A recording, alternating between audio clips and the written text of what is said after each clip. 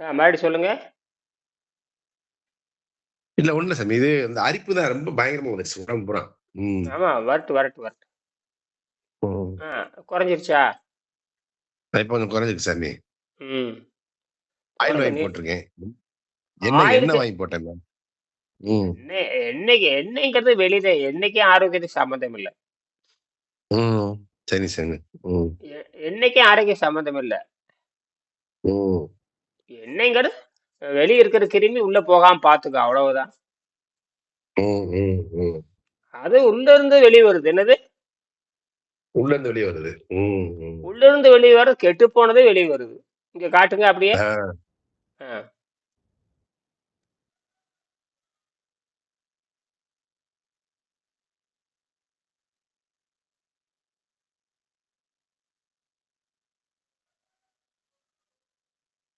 இல்ல ம். பக்குவம் இதாயிடுச்சு ஓரளவு.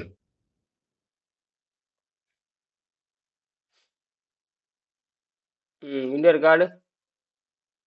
தேஞ்ச கால் சாமி. சுத்தமா கிட்டத்தட்ட போயிடுச்சே. ம். மறுபடியும் வரும், வெளிய மறுபடியும் போயிடுச்சு. வரும். ம். மறுபடியும் வரும். உள்ள இருந்து வரும், வெளிய வரும். சரி சாமி. ம். காஞ்சிருச்சு தண்ணியில பாருங்க. தான் போட்டுருக்கேன். ம். காய்ஞ்சிருக்கு சாமி. ம். நீங்க நீங்க தேன் தண்ணி, எலுமிச்சம் தண்ணி, நெல்லிக்காய் தண்ணி ம். இதுதான் இருக்கிறதுலயே ம். மலிவு. ம். அதாவது நைட்ரஜன் பிளஸ் ஆக்சிஜன் ரெண்டு அதிகப்படுத்தும். Nitrogen plus oxygen. ம். அதுதான் அதிகப்படும். Nitrogen plus oxygen, nitric oxide அதிகமா இருக்கணும், அவ்வளவுதான். மற்ற எதுலேயுமே நைட்ரிக் ஆக்சைடு அதிகமா இருக்கணும்னா உணவு பழக்கமே 95 விழுக்காடு எது இருக்கக்கூடாது, திடப்பொருளே இருக்கக்கூடாது. ம். ம். அது அது வந்து அதனுடைய நோக்கம். அது நமக்கு வந்து ம். இயற்கை நோக்கமே வந்து சமாதி தான், சுத்தம் தான். இயற்கை ம். நோக்கம் தூய்மை தான்.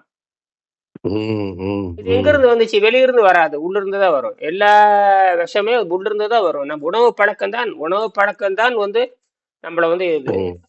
திரும்பி நீ வராது ம். நீ. ம். ஏன்னா உங்களுக்கு வந்து மருந்து ம். எடுத்துக்கிட்டே இருக்கிற முடியாது. தொடர்ந்து நீங்க மருந்து வெளியே எடுக்கிறப்ப அதே ம். சளியற்ற உணவு சாப்பிடறதுனால அது வெளியே கொண்டு வந்தே தீரும். அது வந்து உள்ள தேங்க விடாது. இப்ப பழைய நோய்கள் அதே மாதிரி மீண்டும் அது வராது. இது உங்களுக்கு தான் நோயே கிடையாது. ம். எல்லாம் நார்மல். சுகர்லாம் சரியா தான் இருக்கு. எல்லாமே நார்மலா தான் இருக்கு. ம். அது வந்து சுகருங்கிறது மட்டுமல்ல, எல்லாமே சரியா இருந்தா தான் ஆரோக்கியமா இருக்க முடியும். ம்.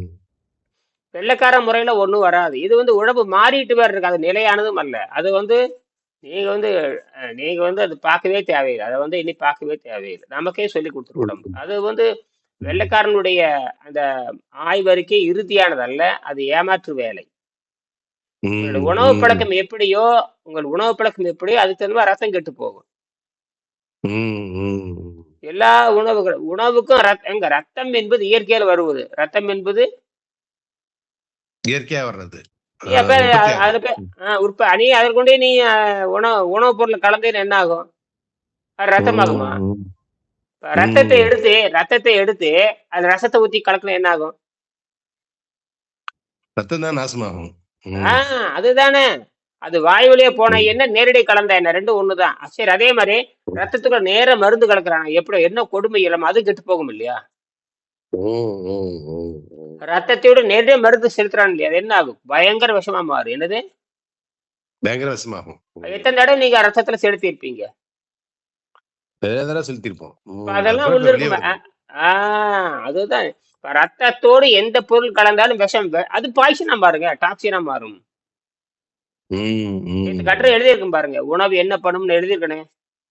படிச்சு பாத்தீங்களா ம். இல்லையா? ஆ ம். ம். நேற்று உணவு என்ன பண்ணும்னு செயற்கை நுண்ணறிவுல கேட்டு பதில் கொடுத்துருக்கோம் பாருங்க.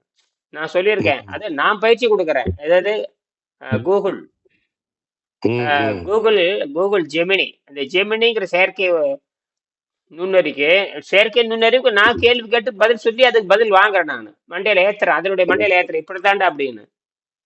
ம். அது ம். ஏதாவது உளறிட்டே இருக்கு, பழைய தரவுகளை வச்சு உளறிட்டே இருக்கு. நான் வந்து புது தரவை கொடுத்து அதை திருத்துறேன். அதை ம். ம். ம். செயற்கை நுண்ணறிவுங்கிறது அதுக்கு அறிவெல்லாம் கிடையாது. நம்ம கொடுக்கறத வச்சு ஒழுங்கா தரவு பண்ணி கொடுக்கும். அப்ப ஆமா, உண்மைதான். நான் கேட்கறேன், ஒரு ரத்தத்துக்குள்ள என்ன செலுத்தினா என்ன ஆகும்? ரத்தத்துல என்ன செலுத்தினா என்ன ஆகும்? ரத்தத்துக்குள்ளே எது செலுத்தினாலும் தூய தண்ணீர் போனாலும் அதிகமா போச்சுன்னா ஆள் ஆபத்து. தண்ணி தண்ணி அதோட அடர்த்தி குறையவே கூடாது. அடர்த்தி குறையக்கூடாது. நீங்க அதை நினைச்சுதான் நீங்க பண்ணணும். தண்ணி அதிகம் குடிச்சாலும் ஆபத்து. வணக்கம். தண்ணீர் அதிகமா குடிச்சீங்கன்னா அடர்த்தி அதிகமாயிரும். இந்த தண்ணி அடர்த்தி குறைஞ்சிச்சு கை கால் விடன்னு வரும். கை கால விடன்னு வந்துடும். அதுக்கு என்ன பண்ணணும் கேட்டீங்கன்னா, அதுக்கு 1 மணி நேரம் 1/2 மணி நேரம் பேசாம தண்ணி கொடுக்காம இருந்தா சரியா போயிடும். தண்ணி சத்து அதிகமா கொடுத்தீங்கன்னா, தண்ணி சத்து அதிகமா சாப்பிட்டனால ரத்தம் வந்து அடர்த்தி குறைஞ்சு போயிடும். அப்போ சாதாரண விஷயம் இல்லை. ஆனால் இது வந்து நாம இப்ப வந்து எல்லாருமே 95 தான் வாங்கியிருக்கோம். 95 தான் வாங்க முடியும். 95 தான் வாங்க முடியும். நேற்று பேசியிருக்கோம் பாருங்க. நம்மனால முடியாட்டி யோகிகளால முடியும். அதாவது நம்மினாருக்கு இயலாதாயினும் யோகிகளுக்கு இயலாதாகும். யோகிகளுக்கு இயலாதாகும் இயலாதாக முடியும்னு அர்த்தம். நம்மனால முடியாட்டியும் அவனால முடியும்.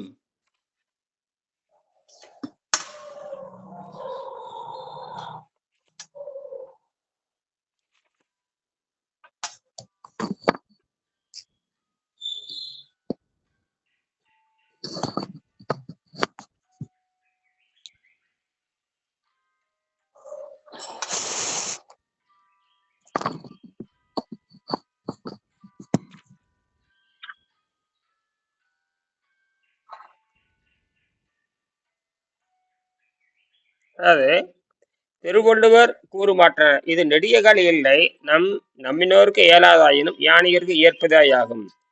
இயலாதாயினும் நம்மளால முடியாட்டும் ஞானிகளுக்கு ஏற்பதாகும்.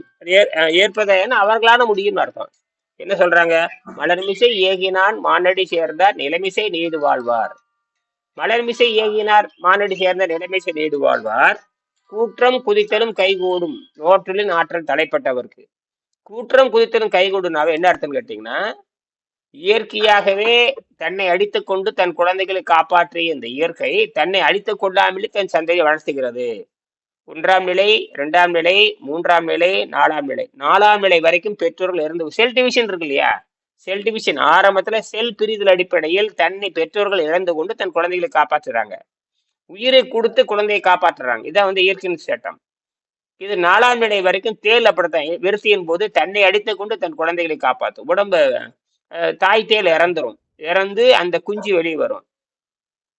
அந்த குஞ்சுகளை சாப்பிட்டு தான் அந்த தாயை சாப்பிட்டு தான் அந்த குழந்தை வளருது. அப்ப என்ன பொருள்னு கேட்டீங்கன்னா, இதெல்லாம் நுட்பமா. அப்ப தன்னை அடித்துக் கொண்டு தன்னை குழந்தைகளை காப்பாற்றிய இயற்கை தன்னை அடித்துக் கொள்ளாமலேயே 5ஆம் நிலையில பெற்றோர் உயிரோட இருந்து குழந்தைகள் வளர்க்குறாங்க. 6ஆம் நிலையில் பெற்றோர்கள் உயிரோடு இருந்து குழந்தைகள் வளர்த்துக்கிறாங்க. 7ஆம் நிலையில் பெற்றோரும் உயிரோடு இருப்பார்கள், பிள்ளைகளும் உயிரோடு இருப்பார்கள். இதை வந்துதான் நம்ம குடும்பத்துல சொல்லித்தரணும். மற்ற எல்லாம் தெண்டம். மற்ற எல்லாமே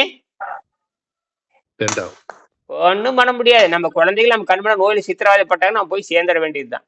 நம்ம தப்பிக்கலாம். குழந்தைகள் நம்ம குழந்தைங்க வீட்டுக்காரி கேட்க மாட்டான். நம்ம குழந்தைகள் சித்திரவதைப்படும்போது நம்ம சொன்னா கேட்பாங்க. அங்கதான் அடி விழுகும். பொண்டாட்டி கேட்க மாட்டேன். ஏன்னா அவன் நம்மளுடைய இனப்பெருக்கம் பண்ண வந்ததை தவிர நம்ம சொல்படி கேட்கவே மாட்டேன். இந்த விஷயத்துல பொண்டாட்டி நேர் எதிர். புரியுதா உங்களுக்கு? புரியுது. யாரும் கேட்க மாட்டேம்மா. குழந்தைகள் மட்டும்தான் கண்முன்னாடி நான் பார்த்திருக்கேன். குழந்தைகள் மட்டும்தான் கேட்குமே தவிர பொண்டாட்டி கேட்க மாட்டேன். அது நமக்கு அவனுக்கு தொடர்பே கிடையாது. பேருக்கு தான் பொண்டாட்டியை தவிர நம்ம யோகத்தோட வரமாட்டாங்க. நல்ல பழக்கத்தை பின்பற்ற மாட்டாங்க. ஆனா அவங்களுக்கு தான் அறிவு அதிகம், பொறுப்பு அதிகம். ஆனால் அவங்க செய்ய மாட்டாங்க. ஒன்றும் பண்ண முடியாது.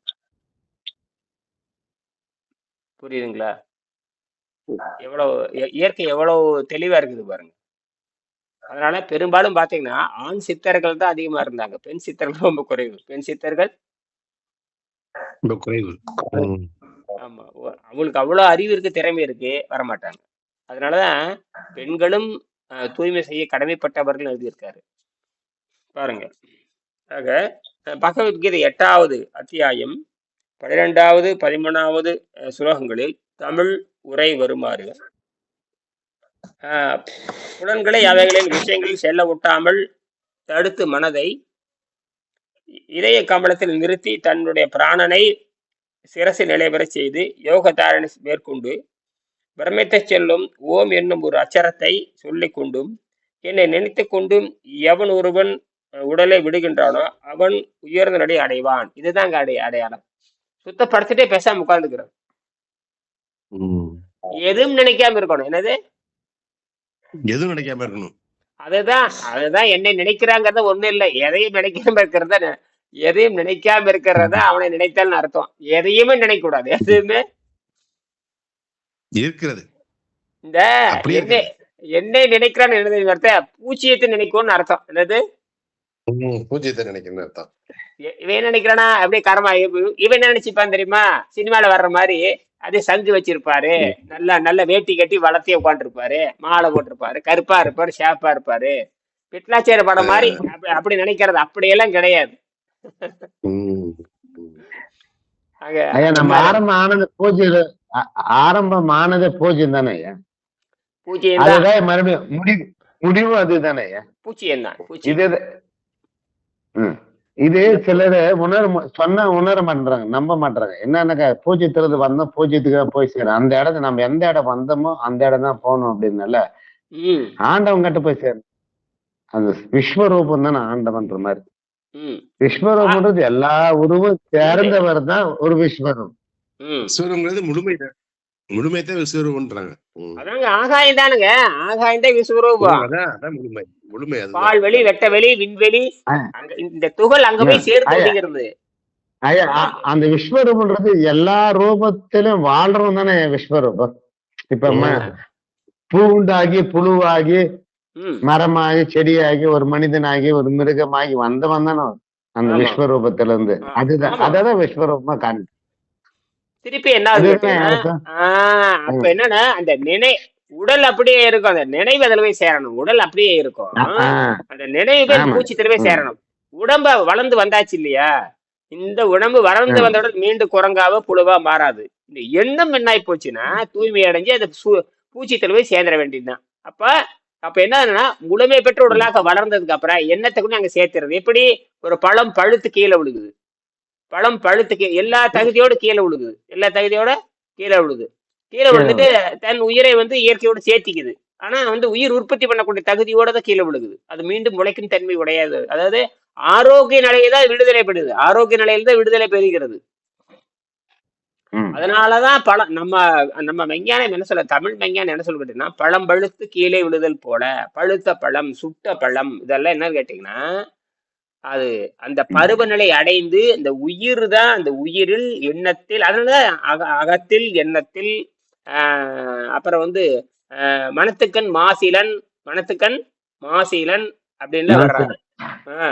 மனத்துக்கண் மாசிலன் ஆதல், மனத்துக்கண் மாசிலன் ஆதல், அனைத்து அரண் ஆகுல நீர பெற.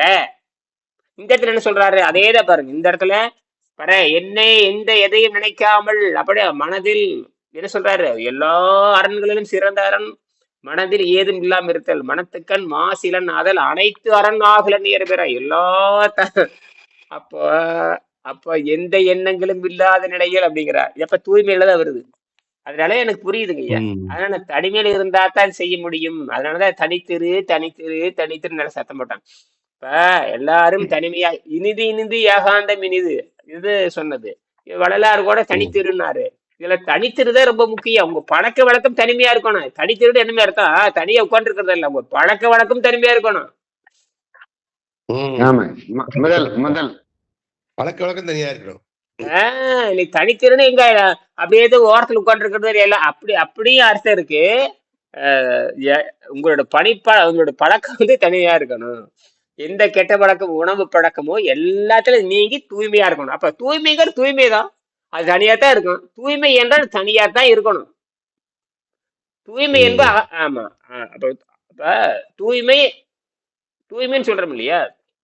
தூய்மைக்கு எதிராக அழுக்கு தனியா இருக்கணும். தூய்மை அழுக்கு துணி தனியா போடு, துளசி துணி தனியா போடுன்னு சொல்றமே இல்லையா? அதுதானே? ஆமா. ஏன் அழுக்கு துணி அழுக்கு துணி அதுக்கு தனியா போடுறான், தூய்மையான துணி அதுக்கு தனியா வைக்கிறமே இல்லையா? அதேதான் இங்க. அப்ப தேர்வு செய்யப்பட்டது, நம்மள தேர்வு செய்யப்பட்டது. அதனால நோய் நீங்குது. நமக்கு நோய் நீங்கிறது பெரிய விஷயம். ம். நோய் நீங்க இப்ப நேத்து கூட ஒருத்தர் கேள்வி கேட்டிருந்தாரு, ஏதோ ரத்த ஓட்டம் பாயாதனால எலும்பெல்லாம் கெட்டு போச்சு. ரத்த ஓட்டம் ம். பாயாதனால ரத்த ஓட்டம் பாயாத எலும்பு கெட்டு போச்சுன்னு அவனுக்கு அந்த நோய் வந்திருக்கு. ரத்த ஓட்டம் பாயாதனால நமக்கு புற்றுநோய் வரலாம். ரத்த ஓட்டம் பாயாதனால கால்ல நோய் வரலாம், கால்ல புண்ணு வரலாம், எலும்பு தேஞ்சு போகலாம், முட்டி. சார் ரத்த ஓட்டம் பாயலன்னா அங்க வந்து அமிலத்தன்மை அதிகமாயிரும், அல்லது அமிலத்தன்மையோ காரத்தன்மையோ மாறி அந்தந்த உறுப்புகளை சிதைக்கும். அவனுக்கு அது அந்த இடத்துல அவனுக்கு அந்த நோய் அதிகமா இருந்தா அதை கவனம் செலுத்துவான். அவனுக்கு அந்த பேர் வச்சிருவாங்க. அவனுக்கு அது மாதிரி பாதிச்சிருச்சு. ரத்த ஓட்டம் குறைகிறனால சரி ரத்த ஓட்டம் ஏன் குறைஞ்சது? எப்படி குறைஞ்சது? நல்லா ஒழுங்கத்தான் ஓடிட்டு இருந்தது. அப்ப ஏன் குறைஞ்சது? ரத்த ஓட்டம் ஏன் கெட்டு போச்சு? ஏன் குழந்தைகள் வரல? சில பேருக்கு குழந்தைகளே வரும், சில 10 வயசுல வரும், 15 வயசுல வரும். உன்னுடைய உணவு பழக்கம் எதுவோ நல்ல, அதான் விஷயமே. அவனுக்கு பழங்கள் மட்டுமே அந்த குழந்தைகளுக்கு உறவாக இருந்தால் அது 100 ஆண்டு 120 ஆண்டு முக்தியில் அடையும். பழங்களை தவிர்த்து வேற எது சாப்பிட்டாலும் அது மரணத்தில் கொண்டு விட்டுரும். அதுக்கப்புறம் பழங்களையும் தூய்மை செய்து, பழங்கள் என்பது ஒரு தொடப்பக்கட்டை. அப்புறம் அந்த பழங்களையும் விட்டு விட்டு இயற்கை நோக்கமே ஆற்றல். இயற்கையுடைய எனர்ஜி தான் சொல்லுது அது. ஆற்றல் அதான் என்ன நினைக்கிறானோ, என்னுடைய ஆற்றல வாழ்றது எவன்? என்னுடைய ஆற்றல். இத புராணங்கள் கூட அப்படி சொல்லுது. ஆற்றலில் வாழுதல் நேரடியா. அது ஆற்றல்ல வாழ்றப்ப எந்த சுவையும் அங்க இல்ல. ம். சூரிய ஆற்றல் வாழ்றது என்ன சுவை? காமா கதிரில் உடம்பு வாழ்றது என்ன சுவை? நீ சுவை என்பது வேறு. சுவை மனிதனுக்கு மட்டும்தான் 6 சுவை அறிய முடியும். 6 இங்க ஒரு 5 11 இருக்கு நமக்கு. என்னது? 11 சுவை. 11 இருக்கு நமக்கு. 11 ஆமா. இதுல 6, இதுல மத்த 5. 11 இருக்குது நமக்கு. இந்த 11ஐயும் கடக்கிறது ரொம்ப எளிமை. அது ஒண்ணுமே இல்ல அது. ஆண்டவனுடைய அருளால வாழணும்ன்றது காமா கதிரில வாழ்றவங்களுக்கு மட்டும்தான் அதேதான் ஆண்டவனுடைய காமா அருள். அதேதான். அதுக்கு அந்த காலத்து பேரு தெரியாதுன்னா ஆண்டவன் அருள்தான். இப்ப பேர் வச்சாச்சு. ம். இப்ப பேர் கண்டுபிடிச்சாச்சு. ம். நம்ம எப்படி நீர் நாம வந்து நீர் மூலக்கூறு இருந்து எப்படி 1 வோல்ட் மின்சாரம் கண்டுபிடிச்சோம்? நம்ம 1 வோல்ட் நாம ஒரு ஆம்பியர் கண்டுபிடிக்க முடியல, 1 வோல்ட் கண்டுபிடிச்சிட்டோம். ஆம்பியர் கண்டுபிடிச்சு உலகத்தை நாம தான் பெரிய ஆள். இப்ப வோல்ட்டை பாதி கண்டுபிடிச்சாச்சா? 50 கண்டுபிடிச்சாச்சு, இன்னும் 50 கண்டுபிடிக்க முடியல. 50 கண்டுபிடிச்சாச்சு, 50 ஏன் கண்டுபிடிக்கல? கண்டுபிடிங்க, எல்லாரும் கண்டுபிடிங்க. வோல்ட் கண்டுபிடிச்சாச்சு, 6 வோல்ட் கண்டுபிடிச்சாச்சு, 6 ஆம்பியரை கண்டுபிடிக்கல. 6 வோல்ட் இன்னைக்கு உற்பத்தி பண்ணிட்டீங்க நீங்க எல்லாருமே 6 வோல்ட். இங்க இங்கிலாந்துல செஞ்சு பார்த்தாச்சு, ஸ்வீடன்ல செஞ்சு பார்த்தாச்சு, அப்புறம் வந்து சென்னையில செஞ்சு பார்த்தாச்சு, அப்புறம் சென்னையில அப்ப எங்க 4-5 இடத்த செஞ்சு உங்க பொண்ணு பெங்களூர் செஞ்சு பார்த்தாச்சு, எல்லாம் செஞ்சு பார்த்து. இதுக்கு நான் இதெல்லாம் எடுத்து சாட்சியங்களை போட்டாச்சு. யாருமே என்னுடைய கண்டுபிடிப்பு இடையாக யாரும் வரல. ஏன்னா இது நியூ. அது மட்டும் இல்ல, குறையுது மறுபடி தன்னை சரி செய்யுது. அப்படின்னா நாளைக்கு என் பேர் கண்டுபிடிச்சாலுமே குறையும் சரி செய்து வந்துகிட்டே இருக்கும். அப்ப அது உற்பத்தி ஆகிறப்ப அப்படியே கொண்டு இன்னொரு சேர்த்து வச்சுக்கலாம். எப்ப வேகமா உற்பத்தி ஆகுது அதுக்கு தனியே மின்கலம் தயாரிச்சுக்கலாம். அதுல வந்து உற்பத்தி ஆகிறத பூரா அதுல சேர்த்திக்கலாம். அது செயற்கையை உற்பத்தி பண்ணி அதுல வந்து மின்சாரத்தை சேமிக்கிற மாதிரி பண்ணிக்கலாம். மின்சாரத்தை சேர்ந்துச்சுட்டா கூடாது. அது பயன்படுத்தினா மட்டும்தான் குறையுமே தவிர பயன்படுத்தினாலும் குறையும். இது உற்பத்தி பண்ணி அதுல சேர்த்திக்கிறது, உற்பத்தி பண்ணி அங்க சேர்த்திக்கிறது, உற்பத்தி பண்ணி அதை யோசனை பண்ணித்தான் இருக்கு. அதுக்கு தாதுப்புக்கள் சேர்த்தணும்னு நீங்க சொல்லிக்கிறீங்க ஒரு முறை. சொல்லுங்க, என்ன தாது சொல்லுங்க. அதே பொட்டாசியம், அது ஒரு 5-6 வகையான உப்புக்கள். அதுதான் அது வந்து காந்த துகள்கள். காந்தத்தை அது பேரு ஃபெர்ரோ மேக்னெட்டிக் மெட்டல் ஆக்சைடு. ஆமா, காந்த துகள்கள் வந்து பிளேட்.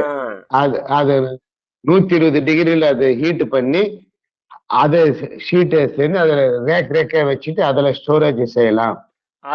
அதுதான் ஃபைனல். அதை செஞ்சாதான் ஆம்பியர் எடுக்க முடியும், வேணாலே எடுக்க முடியாது. அதுதான் அந்த காந்த தகடு தான். காந்தத்தை அதுக்கு பேரு செராமிக் தகடு. அந்த தகடு செய்யணும். அதுக்கு ஒரு 9 காந்த தூள்களை சேர்த்தணும். வேற ஒண்ணும் இல்ல. மெக்னீசியம், ஃபெரைட்டு, அப்புறம் நிக்கலு, குரோமியம், அலுமினியம், அப்புறம் வந்து மேங்கனீஸ், அப்புறம் ஜிங்கு, போரான். இவ்வளவுதான். இதுக்கு வந்து மெட்டல் ஆக்சைடுன்னு சொல்லுவாங்க. இந்த ஆக்சைடு ஏற்கனவே கடையில விற்குது. இதை வாங்கி 600 டிகிரிலேருந்து 600, 700, 800, 900, 900, 1000 டிகிரியில வச்சு அப்புறம் 1000, 1100, 1200 அப்படியே வச்சுக்கிட்டு அப்படியே 1200லயே ஒரு நாள் வச்சிருக்கணும். இதெல்லாம் அதில் இருக்கிறது பாரு, சூடு பண்றது பேர் சிண்டரிங், உருகாம பார்த்துக்கணும். அப்படியே உருகி ஆமா கரையக்கூடாது, அப்படியே இருக செங்கல் மாதிரி சுட்டு எடுக்கணும். அப்ப அந்த தூள் எல்லா துகளும் நெருங்கி கண்ணுக்கு தெரியாத துகளா மாறிடும். அப்ப அந்த ஒவ்வொரு ஓட்டையுமே ஒரு செல்லாக மாறிடும். என்னது? கண்ணுக்கு தெரியாது, கண்ணுக்கே தெரியாது. அதுதான் அந்த வேலை பண்ண. நீங்க ஒரு கம்பி என்ன வேலை செய்யுதோ அந்த ஒவ்வொரு கண்ணுக்கு தெரியாத துகளும் ஆம்பியரா மாறிடும். அதுதான் ஆச்சரியமா இருக்குது. அந்த ஆம்பியர் தான், அந்த ஒவ்வொரு சின்ன சின்ன ஓட்டையும் ஒரு ஆம்பியர் பாரு. அது அப்படி பார்த்தீங்கன்னா ஒரு சதுர சென்டிமீட்டர், ஒரு சின்ன சதுர சென்டிமீட்டர்ல பார்த்தீங்கன்னா 100 மில்லி ஆம்ப் வரும். வோல்ட்டும் ஒரு வோல்ட் வந்துடும், 100 மில்லி ஆம்ப் வரும் ஒரு சதுர சென்டிமீட்டர். அப்படின்னா ஒரு சதுர மீட்டருக்கு பார்த்தீங்கன்னா கிட்டத்தட்ட 1000, ஒரு சதுர சென்டிமீட்டர் கிட்டத்தட்ட பார்த்தீங்கன்னா 1000 வாட்ஸ் வந்துடும். கிட்டத்தட்ட பார்த்தீங்கன்னா 1000 வோல்ட்டு ஒரு ஆம்பியர், 1000 வாட்ஸ் வந்துடும். ஒரு தகடுக்கு, ஒரு மீட்டர் நீள அகலம் உள்ள தகடுக்கு 1000 வாட்ஸ் ஒரு சாதாரண விஷயமா? எந்த செலவுமே இல்லை. அப்படியே 50 வருஷத்துக்கு வேலை செய்யும். தண்ணி ஊற்றி வச்சுட்டோம்னா அப்படியே உற்பத்தி பண்ணிட்டே இருக்கும். எதுவுமே இல்லை. அந்த தகடு தயாரிக்கணும், அந்த செராமிக் தயாரிக்கணும். அந்த மாதிரி செராமிக் தகடு வந்து ஒரு 2 mm 3 mm திக்னஸ் இருக்கலாம். மீறி போனால் ஒரு 1000 வாட்ஸுக்கு மீறி போனால் ஒரு 5000 ரூபாய் செலவாகும், அவ்வளோதான். ஆனால் அது அந்த செராமிக் செய்கிற ஆராய்ச்சி மையம் வேணும். செராமிக் செய்கிற ஆராய்ச்சி எங்கே இருக்குதுன்னு கேட்டிங்கன்னா IITயில் தான் இருக்குது, எங்கேயும் கிடையாது. அவனுங்க தான் தயார் முடியும். அதை புரிஞ்சுக்கிட்டா செய்யலை. இந்தியாவில் எவனும் செய்யலை. ஒரே ஒரு ஆள்கிட்ட செஞ்சாரு, அண்ணன் விட்டுட்டாரு. எங்க டெல்லியில் செஞ்சார், NPL விஞ்ஞானி, CSIRல செஞ்சார். நாங்கள் அதை முயற்சி பண்ணுவேன். நான் ஐயா போய் முயற்சி பண்ணுவேன். அவன் வழி சொன்னானே தவிர அப்படியே கண்டுக்க. அப்புறம் நாங்கள் எங்கே போகிறது? அவன் பதிலும் சொல்றது இல்லை. செய்ய தெண்டா செய்ய நமக்குன்னு ஒரு ஆள் இருக்கணும். இப்போ என் பொண்ணு இருக்கிற மாதிரி நமக்குன்னு ஒரு ஆள் இருக்கணும். அவனை புரிய வைக்கலாம். அப்படி இந்தியாவில் ஒருத்தரும் கிடையாது. அதே சயின்ஸ் மாநாடு கூட நடக்குது நான் அடுத்த மாதம். எவனும் கண்டுபிடிப்பாளர் கிடையாது, என்னமோ உளறிட்டு இருக்கானுங்க, அவ்வளவுதான்.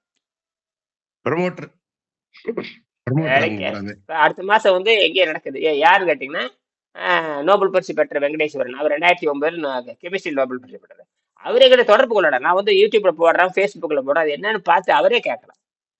யார் அனுப்புறது? உங்களுக்கு தெரிஞ்சு அனுப்புங்க. நான் கூட அனுப்பிச்சிருக்கேன் பாருங்க. ஃபெஸ்டிவல், அதாவது இந்தியன் சயின்ஸ் ஃபெஸ்டிவல் என்ன வர போறானுங்க, ஒருத்தரும் பிரயோஜனம் இல்லை. எவனும் கண்டுபிடிப்பாளர் கிடையாது. சும்மா நான் அங்க போனேன் இங்க போனேன், அவனால எந்த பிரயோஜனமும் இல்லை. நான் 2 கேள்வி கேட்கிறேன். அதாவது ஆற்றல் எரிபொருள் பற்றாக்குறைக்கு என்ன கண்டுபிடிச்சிருக்க, ஆரோக்கியத்துக்கு என்ன கண்டுபிடிச்சிருக்க? ரெண்டுமே அவங்கள்ட்ட கிடையாது, இந்தியால கிடையாது.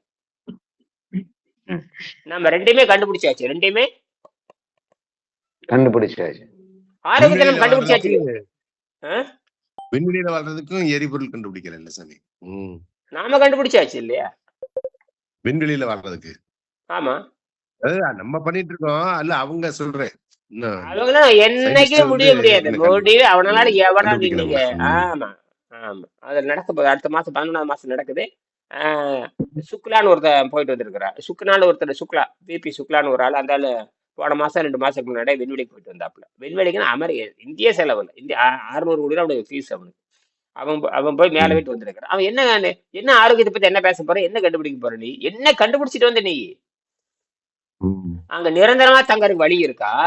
விண்வெளியில நிரந்தரமா மின்சார உற்பத்தி பண்றதுக்கான கருவி வெங்கடேசன் சொல்லியிருக்காரு.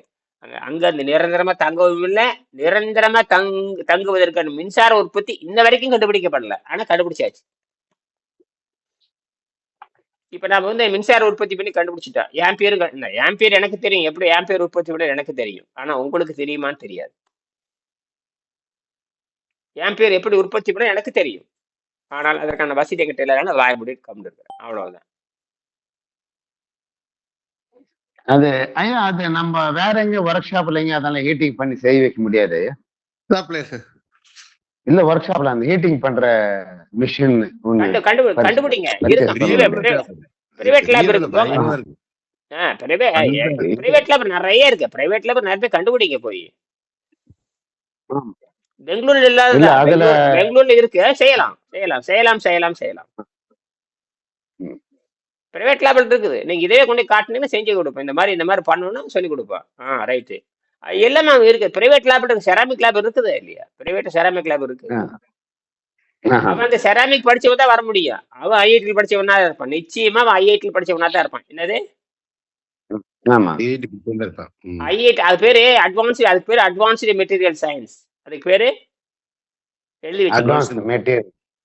எழுதி வச்சுக்க. அட்வான்ஸ்டு மெட்டீரியல் சயின்ஸ் போட்டாவே அதுல வந்துடும். அட்வான்ஸ்டு மெட்டீரியல் செராமிக் வரும். Advanced material ceramic.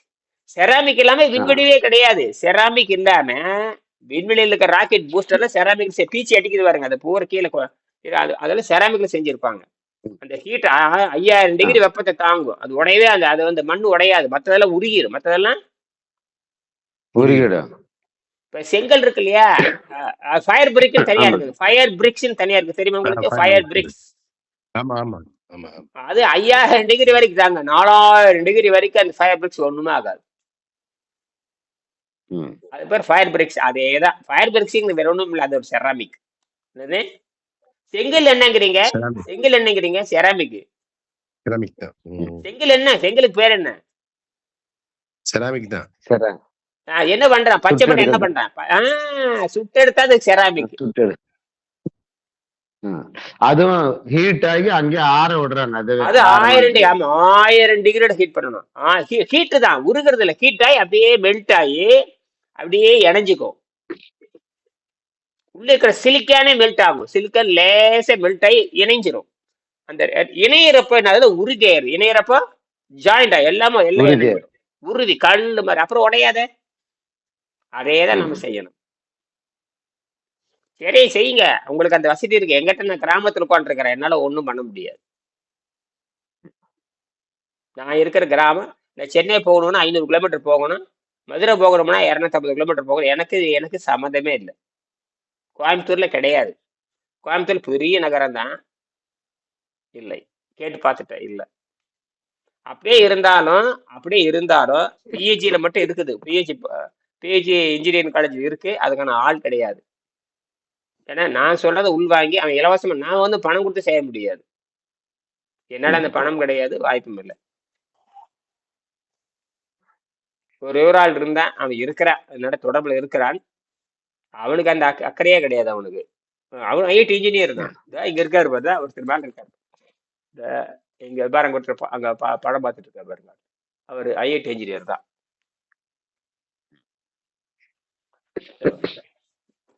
இவர் ஐஐடி தவணேசன் நல்ல அறிவாளி தான். இவர் ஐஐடி இன்ஜினியர் செராமிக்.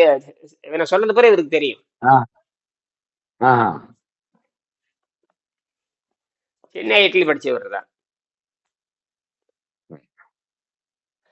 சரி, முடிச்சுக்கலாம். ரொம்ப நேரம் ஆச்சு. கால் புண்ணு நல்லாயிட்டு வருது. ரொம்ப நல்லது. வேற என்னது? ஆமா.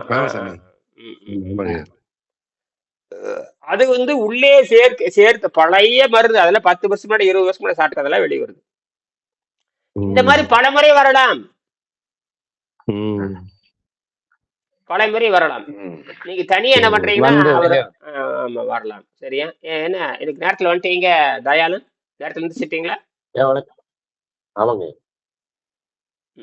நான் இன்னைக்கு புதுசா அலைவரிசை போடுறேன். இது ஃபைபர் கேபிள் புதுசா போடுறேன் நான். சரி சரி.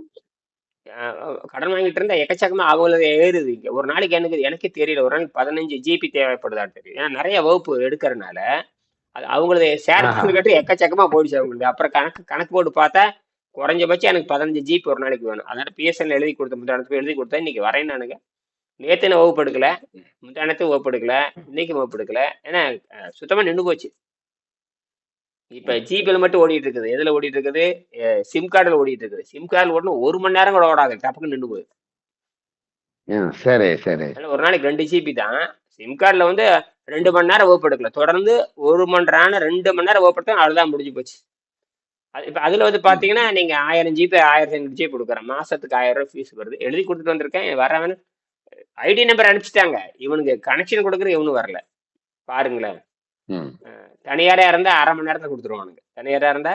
ஆனா ஜிபி இதுல பயங்கர அதிகம்.